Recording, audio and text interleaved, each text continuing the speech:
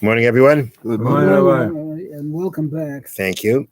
We are learning Mishnah Yisukah, Parakeh, Chapter 5, Mishnah Vav, Mishnah 6. Okay, so we need an introduction, and you need to keep track of the calculations we're going to make. So here we go. Before we start, the Kohanim were divided into 24 groups, right? All the Kohanim, right? The Kohanim had their job of doing the service in the Beis HaMikdash, and the Kohanim were divided into 24 mishmaras, 24 groups. Okay, each of which served in the Beis HaMikdash 1 week at a time.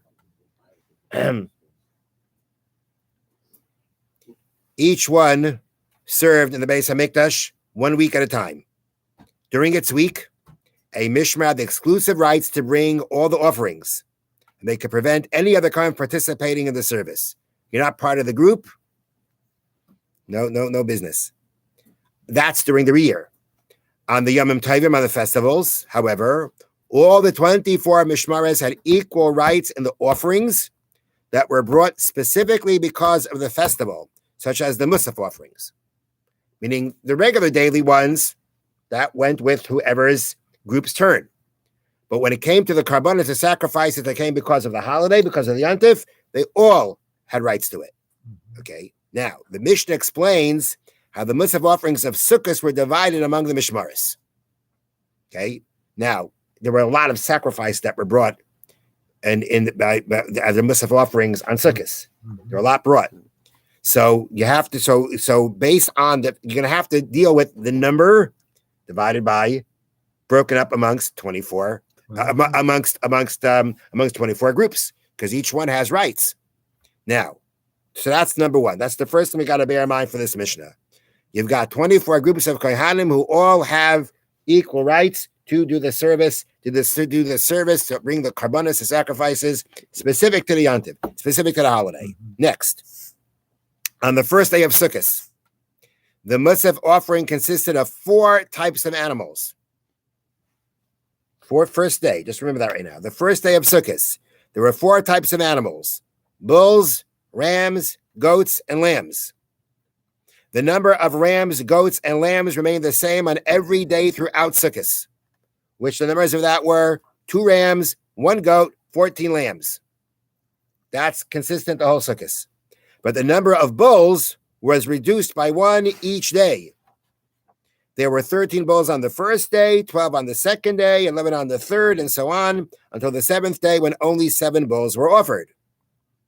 On most days of the festival, the total number of animals exceeded the number of mishmaris, in which case some of the mishmaris that offered a lamb were entitled to offer a second one. However, a mishmar that offered a bull, ram, or goat was not allowed a second animal of any type. Okay, we'll get into that. As the festival progressed and the number of bulls decreased, fewer mishmaris offered bulls and more of them offered lambs. Meaning you had the bulls, right? There was a division of the bulls, but each time you had, meaning there will be X number of mishmaris of Kohanim groups that are going to divide up the bulls. But if each bulls decrease, that means you have one group left working in the bulls and gets shifted over to the rest of them. Okay. So, and the number, as the festivals progressed, the number of bulls decreased, fewer mishmaris offered bulls and more of them offered lambs. And as the number of mishmaris that offered lambs increased, the number that offered 2 lambs decreased. Okay. So here we go. You ready? The Mishnah reads, Yom Tov Harishon Shel Chag, on the first day of Sukkot, Hayu Sham Shloisha Asar Parim, you had 13 cows, Ve'elim Shnayim, 2 rams, the Sar Echad, and one goat. Right? That was the Musaf offering, the additional offerings. Okay, this is a total of how many animals? 16. Very good, Barry. 1 for each of 16 mishmaris. Okay. Now, if you're starting off with, you have 24, 16 took care of the, you had, all right, 16 taking care of 16 mishmaris. A mishmar gets a bull. All right. Now, how many you got left? 8. Very good. The 14 lambs are now going to be divided up amongst 8 groups. Okay. B'yom Rishon Shisha Makrivim Shnayim Shnayim V'Sha'ar Echad Echad. Therefore, on the first day, 6 mishmaras offered 2 lambs each, and the other 2 mishmaras offered 1 lamb each. Right? Because you still have, you still got those 14 lambs. Mm-hmm. And you got 6 groups for the 14 lambs. Mm-hmm. No, I'm sorry, 8 groups for the 14 lambs. Mm-hmm. So therefore, 6 of them are going to do 2, and the last 2 are going to do 1 each. Okay? Now, now you go to the second day. On the second day, the number of bulls was 12. Went from 13 to 12. Thus, only 12 mishmaras offered bulls. Another 3 brought 2 rams and 1 goat. This left 9 to offer the 14 lambs. Meaning you're going to divide the bulls, the rams, and the goat amongst a mishmar, and then the rest are going to be divided up amongst the rest. Therefore, Basheni, on day 2, on the second day of Sukkot, Chamish Makrivin Shnayim Shnayim, you have 5 that are going to offer 2 each. Usha'ar Echad Echad, and the rest of the animals will be offered by 1 each. Okay, next. Bashlishi, on day 3, where again the number of bulls now is down to 11. Arba'a Makrivim Shnayim Shnayim, you have 4 groups. They're going to be offering 2 each. Because again, you're moving everybody, you're moving another group over. We got 4 they're going to offer each 2. And then the rest are going to offer 1. Okay. On the 4th day, the number of bulls was reduced to 10. So Baravi, on the 4th day, 3 of the groups will each offer 2 of the lambs. And the rest of them, the rest of the other 8, are going to offer 1 lamb each. On the 5th day, the number of bulls were 9. On the 5th day, you're going to have 2 of the mishmaris are going to each offer 2 lambs. Everybody else, the other 10, are going to offer each 1. On day 6, how many bulls did you have? How many left, Barry? How many bulls? 8. Very good. You got 8 bulls left. Okay. Thus, 8 mishmaris offered bulls. Okay, so Basheni Echad Makriv Shnayim. On day 6, one of the remaining 13 mishmaris are going to offer 2 lambs. Bashar Echad Echad, and the other 12 are going to offer each 1. Now we came to day 7. Day 7 had 7 bulls. So Bashvi Kulan Shavin. On day 7, all the remaining mishmaris were equal. That is, each of the remaining 14 mishmaras offered 1 lamb each. No mishmar offered 2.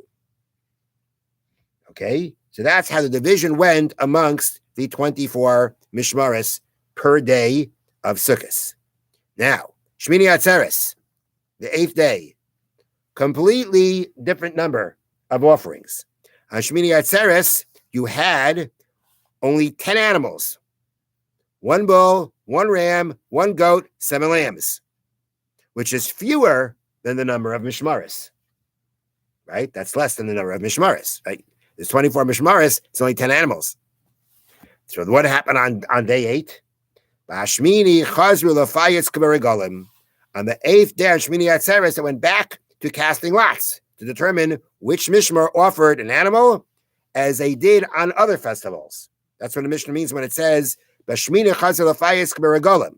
On day 8, they went back to casting lots as they did in other festivals. Because as they explain here on the bottom, on Pesach and Shavuos, the number of animals in the Musaf offering was 11. Lots were used to determine which 11 of the 24 mishmaris would offer them. And they had their method of casting lots, and that's how they did it. Okay? Now, Mishnah concludes, Amru, they said, meaning there was an announcement, the Kohanim made an announcement. When they explain here, they made an agreement amongst themselves. Mishik Parav Hayoim, if you offered cows on one day, Lo Yaakov Lamachar, you don't offer the next day. Elo Chayzer Chalila, but rather they went to a Chayzer Chalila means the sequence began again. Meaning, let me explain here. In number 2, the notes read like this. The 24 Mishmaris turns to offer bulls in a particular sequence, listed in Divrei Hayamim. There was a specific sequence by which these Mishmaris offered the bulls. Okay? Thus, the bulls were allocated as follows. Okay, first day. This is how, based on the psukim in the Book of Chronicles, this is the order of how the things were offered. The animals were offered. First day, which had how many bulls? 13. You went from Mishmaris 1 through 13. Each Mishmar had I don't call it a number, but based on the verse in Divrei Yamim, there was an order, right? There was an order. There was one, two, there was an order of the Mishmaris and how they would offer things. Okay. So therefore, first day, 13 bulls were covered by Mishmaris 1 through 13. Okay. Second day, those same ones didn't get to go to the bull, didn't get to offer the bulls again. You had to go now to the ones who didn't get a chance to offer the bulls, which were second day, 12 bulls, which went Mishmaris from Mishmaris 14 through 24, and you got one left. And you went back to Mishmar 1 because, you went through the cycle, you started it over again. Third day, 11 bulls, Mishmars 2 through 12. Fourth day, 10 bulls, Mishmars 13 through 22. Fifth day, 9 bulls, Mishmars 23 to 24, and 1 through 7. Sixth day, 8 bulls, Mishmaris 8 through 15. Seventh day, 7 bulls, Mishmaris 16 through 22. We just covered the whole sukkahs, okay? And as you can see, if there was a day, if yesterday basically you offered a bull, right, you were going to get the next day until the whole rotation ended. Then you start over again. And they point out, as can be seen, Mishmar 1 offered a bull on both the first and second days. Right? That's what has to come out. That Mishmar 1 got a chance to offer on day 1 as 1 through 13. And then they also got a chance to do the next day as the last one because they're starting over the rotation. The rotation ended. Since the number of bulls on the second day was 12, whereas the number of Mishmaris that had not yet offered a bull was only 11, there was no option but to let Mishmar 1 bring a bull on the second day as well. That's just the way it worked out. You ran out of Mishmaris. You ran out of groups. So therefore, you started over again. And that's the whole sequence. So again, there was an order of how they how they went. But again, the order was worked that Kohanim had decided that you don't just to say every day we go through that same order. Because that means they're going to be groups that are going to lose out. They're going to lose out. So therefore, they said we have a rotation. At the end of the day, the rotation still meant that some are going to offer more, have a chance to offer more than the others. But or I shouldn't say that. I shouldn't say. Yeah.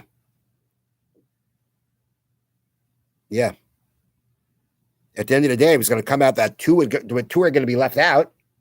Right, because day 7 was 16 through 22, so you had 2 that didn't make it, right? That extra time, but at the end of the day, you also had Mishmar 1 that was actually offering in 2 consecutive days because that's the way it worked out. And each day that they went down in number of bulls, you now had to move over, another group over to the rest of the animals, which made that difference of how many were going to offer 2 or 1 amongst the lambs. Have a wonderful day and a wonderful Shabbos. Thank you, Rabbi. Thank you, Rabbi. How did they have time?